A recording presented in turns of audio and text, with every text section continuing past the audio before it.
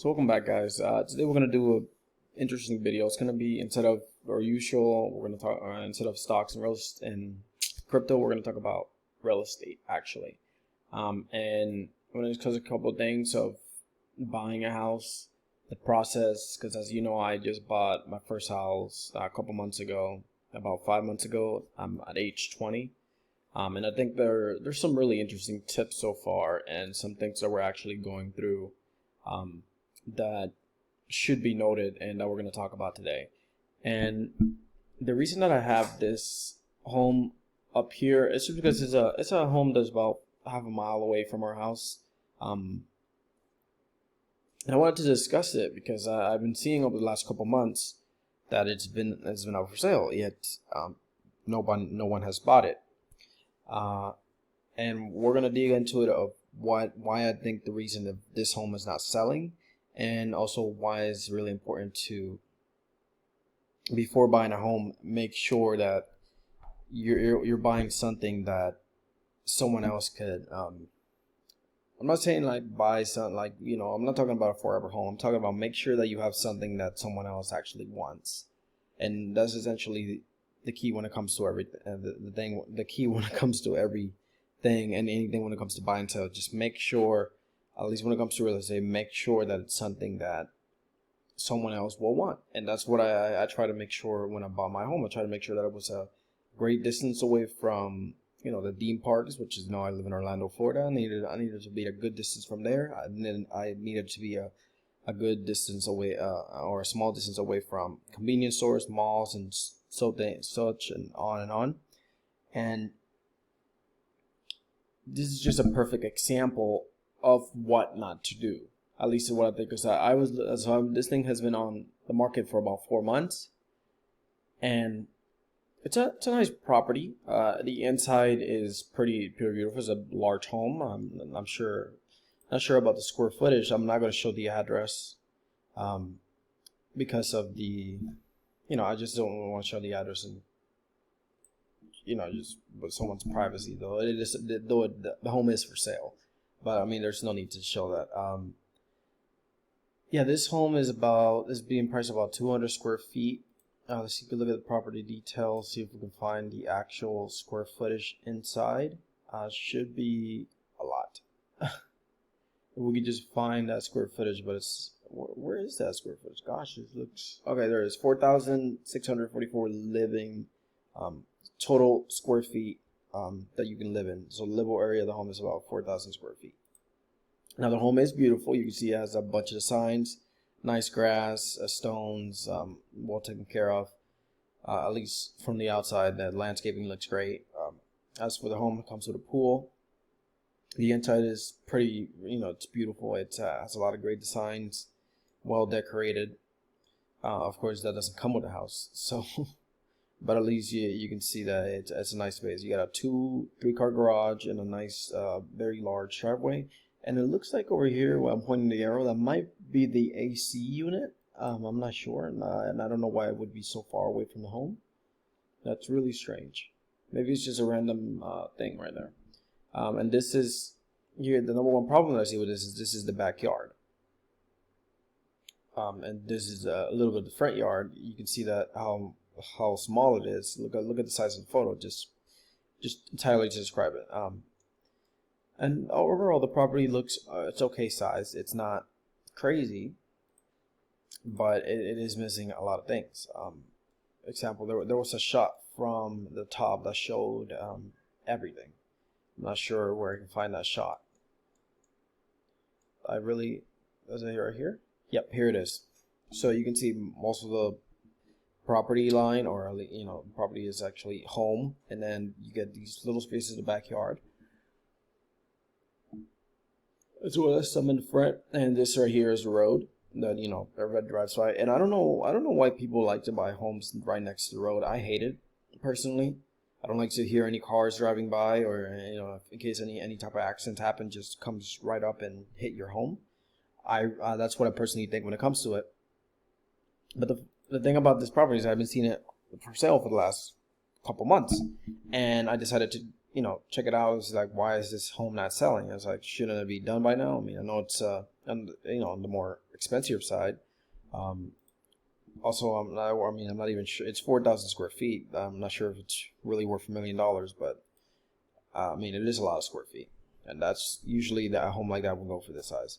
So as you can see, here's when the property sold, and I don't think it was a home. This was just land. The land probably was bought for 1987 for $22,000. Could have been a home. Not sure. Let's see. It was $5 per square feet, so I don't think it was a home at all, to be honest. And then 2007 recession. Just good thing to know. It was sold 120,000, so that probably means there was already a property there. 2014, it was listed at $1 million. Then a couple months later, changed to 950. A couple months later, 940, and so on and on. You see all these price changes. The home was never sold, so the owners have been trying to get rid of this home for about 7 years now. And yep, it's just crazy to think 7 years. Meanwhile, the property taxes, still have to be paid. I'm sure, I'm sure they might be millionaires, so I'm sure maybe they're not struggling that bad. But as you can see, the property taxes have been $9,000 ever since 2014. In general, they have been paying, and I'm not even sure if the home has been vacant or maybe they've been living in it. As of right now, it doesn't look like they're living in it. Maybe they're going to a private process because I see them making a lot of moves lately. They have paid about $65,000 in property tax for the last couple of years. And what I really wanted to show is that that's insane. It clearly seems that they've been trying to get rid of it for a long time, but again, it's when it comes to any type of investment, it's a demand thing. It's just like buying any stock. You buy a stock now, that's because you believe it's going to be worth more later, and the expectant is that someone's going to buy it from you. Because there's no, what's the point of holding a stock if it's not going to increase in value? It increases in value because somebody else is willing to pay more for it than you did. That's why you buy something. And I'm not sure exactly what went into the decision of maybe they had the home and then they made it bigger. Maybe this is the first home. I don't know anything about the background of it. I just know that the home is just not selling, and it hasn't sold for the last 7 years now, going on 7 years. It was listed on 2014. And the property is not bad on the inside, but and also I'm sure to a lot of millionaires it may seem like, well, okay, we're paying $1 million. We're not getting essentially any yard. We're getting a home. When you buy a home this size, when you buy a used home, or not a used home, but it's funny because I was thinking of used car, like not a used home, but you're buying an old home. You're accustoming yourself to another person's views. So looking at this from a rich person's perspective or a millionaire's perspective, I'm sure a lot of them would rather design their own place. Obviously, if you have a lot of money, you could design your own place. Buy the land, build a home, and then get a loan from the bank or something. And that's why I think that this house is not selling, because a normal average person will not be able to afford a $1 million home, or I'm sorry, $900,000 home, as they listed up here. That just doesn't seem it's just not something that they would want. If you're a millionaire, you would design your own home, and if you're buying someone else's home, it would have to have essentially the things that you want in it. So it has to be made to your comfort. You have to like the property. And I wanted to bring that up because I think it seems crazy that this home's been on the sale for 7 years. Maybe one day it'll sell, but for the last 7 years it has not. And that's just because of sometimes you make the wrong financial decision. I'm sure they would love to get rid of the property. It's been on the market for 6 years and no one wants to buy it. I'm sure they found somewhere else where they like to build, or maybe they found a house that they like better. However, nobody's putting up the money for this home because, well, frankly, I'm sure they don't like it. I'm sure they came around, and when they saw, they realized, they realized that this property is not worth it. The property is quite small. And to be honest, it even is, because my home I bought for about 350, and if we look at the where is it? Look at the lot square size. My lot is actually bigger than that. So I believe my lot was 25,000, and the lot of them is 21,780 thousand. So obviously large difference. I mean, their home is much bigger than mine is, but you know, our lot is a little bit bigger than they are. And it says that the lot size is about half an acre, and I do have half an acre at my back, or at least my entire property is half an acre.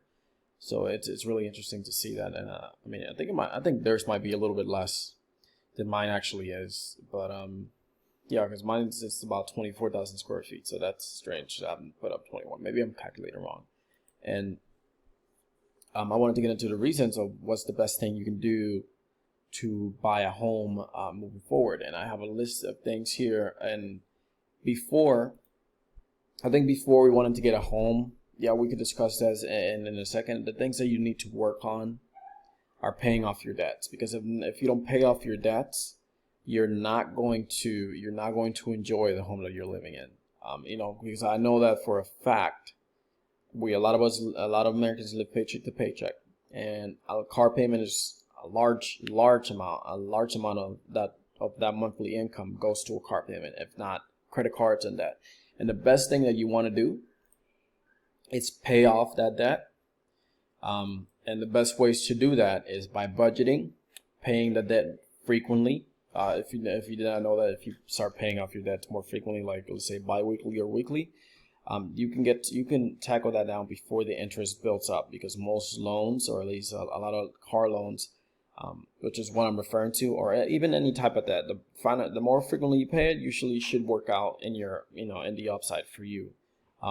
The more frequently you pay it, the less it builds up. So you get to attack it before the debt keeps increasing. And then we have refinancing. So those are, I think, the three best options when it comes to getting rid of large amounts of debt. That's what you want to do before buying a home. Now, for a home, of course, you're going to need a credit score, which, well, you don't need it, but it would make things a little bit easier. You definitely want at least 2 years of income. You know, if you have a job, you want to have it for at least 2 years. A good credit score, and though not required, I think the best way to go to is to do a 20% down payment. If you can, I like to think if you can't do that, then you cannot afford the property. And that's just the truth. If you can't do that, you're gonna have a hard time affording. Now, yes, if you move in, instead of paying rent, you're gonna be paying a home, meaning you're building equity. But at the same time, when it comes to the monthly and surviving, it just seems easier just to put a 20% down payment, to be financially ready for the decision, instead of just coming in and doing a 3% FHA loan, which don't get me wrong, has its benefits. It's just obviously the monthly payment is going to be much higher with that, instead of putting more, because obviously you have more money on hand and you're buying it. And the great thing about homes is that they usually hold their value.